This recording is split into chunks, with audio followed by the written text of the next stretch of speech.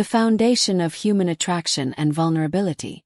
Human connection is fundamentally built upon a system of functional needs and psychological resonance.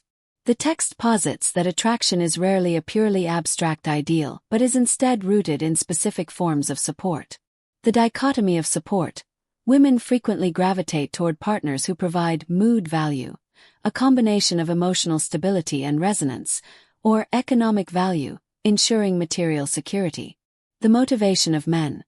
Conversely, men are often drawn to nurturing qualities that offer gentle comfort, or to the primal pull of physical attraction. The trap of vulnerability. A critical psychological observation is that extreme deprivation compromises judgment.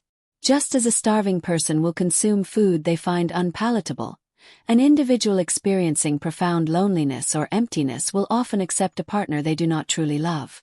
This hunger-driven decision-making often leads to choices that diverge from one's true self. The asymmetry of loyalty and social boundaries. A recurring theme in the study of human nature is the stark contrast between animal instinct and human social complexity. The paradox of gratitude. While a dog may remain loyal for years based on a 3-day act of kindness, human gratitude is notoriously fragile. A person can receive support for years, yet a single instance of perceived neglect or oversight can cause them to turn into an enemy. The cost of compliance. Social standing is often dictated by the strength of one's boundaries. The analysis suggests that excessive humility and over-politeness frequently invite contempt rather than appreciation. In contrast, decisiveness and a firm, strong attitude act as a protective barrier, earning respect and preventing the trampling of one's goodwill. The equilibrium of investment. In any interpersonal relationship, placing too much importance on the other person can lead to an imbalance of power. Overinvestment often results in loss. The most sustainable relationships are those where the individual maintains a sense of self-sufficiency. The architecture of wealth and social stratification. The report delves into the invisible laws that govern economic success and the structure of society. The nature of assets. A provocative stance is taken on the source of wealth, suggesting that the assets of the elite are not merely physical goods but are fundamentally built upon the labor of those in lower economic tiers. This creates a symbiotic but stratified system where the existence of one class is predicated on the output of another. The psychology of the wealthy. The document argues that massive wealth is rarely accumulated through pure kindness or mildness alone. Historically, those who attain significant power often possess a degree of rebelliousness, sharp decisiveness, or a maverick spirit that defies conventional social norms. Wealth as therapy. Economic strength is presented as more than just a means for consumption. It is a tool for psychological healing.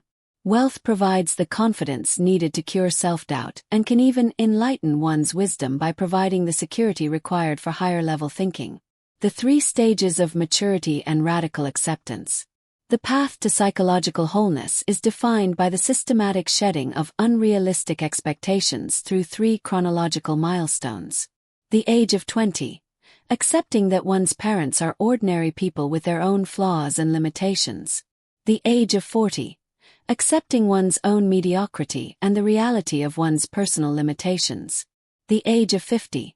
Accepting that one's children will also lead ordinary lives, free from the burden of the parents' unfulfilled ambitions.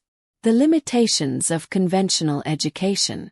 A critical assessment of social institutions suggests that schools and traditional parenting often prioritize taming and compliance over genuine enlightenment.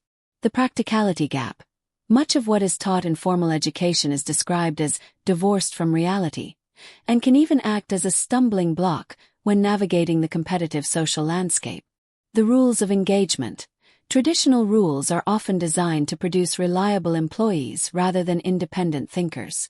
True power lies with those who understand human hearts, rather than just technical skills. The ethics of truth and awakening. The analysis concludes with a warning about the dangers of sharing these hidden truths too freely. The backlash of the fool. Attempting to warn someone about a deception often results in the person feeling their intelligence has been insulted. This frequently leads them to side with the deceiver against the messenger. The nature of revelation, true psychological awakening, cannot be forced through external persuasion. It is described as a heavenly revelation that must occur internally when an individual is ready to confront the unchanging patterns of human nature. Ultimately, understanding these laws is not an invitation to coldness, but a strategy for survival. By recognizing the permanent nature of these psychological drivers, an individual can find a stable footing and avoid the pain, anxiety, and confusion that come from being blind to the underlying mechanics of the world.